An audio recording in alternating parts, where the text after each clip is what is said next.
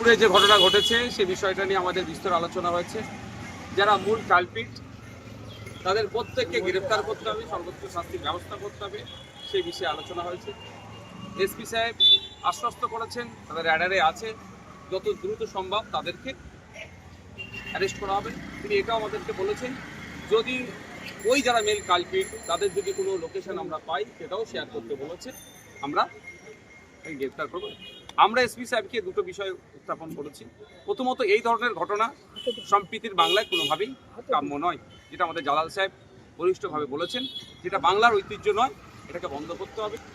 সাথে সাথে আর একটা যেটা আমাদের প্রস্তাব রেখেছি সেটা হচ্ছে যারা মূল ভোটা, যারা প্রতিনিয়ত এই ধরনের ইনসিডেন্ট ঘটিয়ে বেড়াচ্ছে তাদেরকে কোনোভাবে রেহাই দিলে হবে না।